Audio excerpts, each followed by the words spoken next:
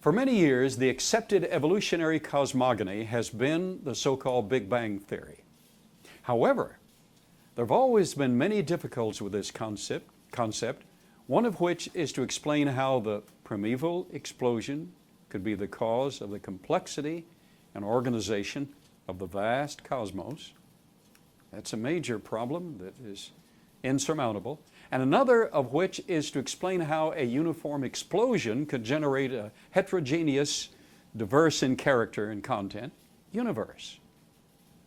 Creationists have been stressing these problems for years, but now evolutionists themselves are beginning to recognize them, Dr. Morris wrote. We're still quoting him. One of the leading evolutionary proponents wrote, "There is no mechanism known as yet that would allow the universe to begin in an arbitrary state and then evolve to its present highly ordered state." There's just no physical mechanism that's known. Sir Frederick Hoyle, outstanding astronomer and cosmologist, who finally gave up the steady state theory which he had originated and long promoted, has also shown that the Big Bang Theory should be abandoned for still other reasons, and he has been recognized as one of the greatest astrophysicists of this preceding generation. He wrote, "As a result of all this, the main efforts of investigators have been in papering over holes in the Big Bang Theory to build up an idea that has become ever more complex and cumbersome. I have little hesitation," he wrote, "in saying that a sickly pall now hangs over the Big Bang Theory." And that's from one of the world's most highly revered astrophysicists. In a new attempt to overcome some of the difficulties of the Big Bang Theory, an amazing imaginary concept has recently been promoted, a concept known as the inflationary universe, without any basis, associated especially with the name of Alan Guth. This is strictly a mathematical construct, impossible even to visualize, and its author cannot visualize it, let alone test. Now remember, to be scientific, it has to be observable, has to be statistical, and has to be reproducible. But its advocates claim that it can solve the problems posed by the initial stages of the Big Bang. Its essentials are outlined in the following remarkable imaginary scenario. Our present understanding, this is citing their literature, now leads us to the belief that sometime around 10 to the 135th, minus 135th second, no one can imagine how brief that is. The rate of expansion underwent a dramatic, albeit temporary, increase. Well, why was it temporary? All of this, none of this is provable, none of this is demonstrable, none of this is scientific. Temporary increase to which we apply the term inflation, the physical process that took place during the unification of the strong force. So, they have to admit there's the strong force and the weak force, the electromagnetic force, etc., cause the universe to expand from a size much smaller than a single proton to something approximately the size of a grapefruit in about 10 to the minus 35th second. All of that is hallucinatory, and they admit it. There's no basis for it, but they say, well, it explains how the Big Bang could come about. No, it doesn't. Now, 10 to the minus 35th second is 100 millionth of a billionth of a billionth of a billionth of a second. That is 10 to the minus 35th second is 100 millionth of a billionth of a billionth of a billionth of a second. Whatever that can possibly mean, Dr. Morris wrote. These inflationary cosmogonists are telling us that at the beginning, the entire universe of space, time, and matter was concentrated as an infinitesimal particle with all force systems, gravity, electromagnetic, nuclear, and weak forces unified in a single type of force. Well, if it's scientific, reproduce it. Oh, no, that's beside the point. It has to be secular. Oh, they've added that it has to be secular in addition, so they make their own rules, unfortunately. But cannot be reproduced. This universe somehow went through an inconceivably rapid inflationary stage, reaching grapefruit size in 10 to the minus 35th second, by which time the four forces had become separate. Oh, wait a minute, how did that happen? Oh, well, never mind that. It is totally imaginary. It is a fairy tale for adults for one purpose exclusively: not to do scientific work, because it is not scientific. It doesn't do scientific work.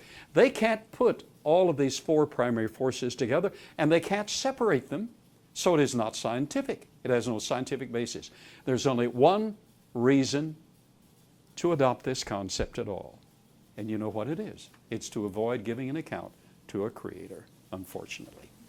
So, but we just want to tell the truth.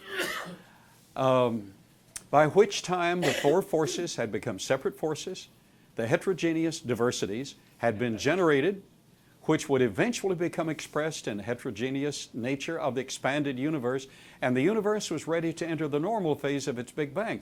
Well, what stopped the expansion? Oh, never mind. It is totally imaginary. Then, in voicing the frustrations involved, Tyson, one of the leading proponents, says, well, we're pulling our hair over this. He says, expressed by the second law of thermodynamics, entropy increases with time. Entropy is things running down. As order is transformed into disorder, the mystery is not that an ordered state could become disordered, but how the early universe was in a highly ordered state. Oh, really? These are frustrations that are insurmountable. Which brings our discussion back again to the singular beginning postulated by the inflationary model. Where did the initial point universe come from? This amazing infinitesimal particle, which was supposedly smaller than a proton, which contained the entire universe. How's that possible? Never mind, never mind. You see how imaginary, how cartoonish, what a game with high stakes it really is. This amazing infinitesimal particle, which contained the entire universe and in principle all its future galaxies, planets, and people, how do we account for that? If it happened that way, how do we account for that amazing particle that it contained your grandkids and my great-grandkids? Wow, really? Guth and Steinhardt, two of the most active and ingenious workers in this field, and it requires an incredibly brilliant mind to come up with these unrealistic postulates, say, probably the most revolutionary aspect of the inflationary model, the one I've been describing, is the notion, oh, look at the word notion. This is not based in observable science, but real science must be observable, statistical, and repeatable. The notion that all the matter and energy in the observable universe may have, oh, you don't really know. No, but it's the only thing we can work with. Why can't you work with the fact that there was a creator? Oh, but you have to give an account to that creator, so that's impossible. Well, they will give an account, and we will give an account. The inflationary model of the universe, they write, provides a possible, oh, did you get all of this? Notion, may have, possible, mechanism by which the observed universe could have evolved from an infinitesimal region. Then, it is then tempting, now this is what they write, in Scientific American, it is then tempting to go one step further and speculate, oh, now wait a minute. Okay, we've got notion, may have, possible, speculation. Could have. What's that? Could have. Oh, getting the idea. Speculate that the entire universe evolved from literally nothing. That's a fairy tale. And yet, we have an entire generation whose foundation is based on that concept. So what should we do? How then should we live? That was a question a few decades ago. What should we do? How should we answer this? Number one, be part of the answer, not the problem. We have peace.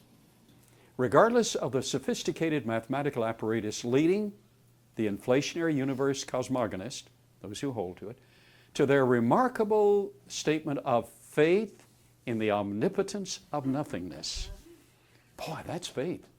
There will continue to be realists who prefer the creationist alternative. In the beginning, God created the heaven and the earth. Well, let's see if there's any scientific basis. So, first, the frustration of those trying to answer these problems. Secondly, scientific discoveries. Now, to me, this is one of the most astounding areas of study in the last generation. In a profound article written by Peter May titled Fine-Tuning the Multiverse Theory, he quotes atheist Richard Dawkins. Anybody have any idea who Richard Dawkins is? He's the world's leading atheistic proponent.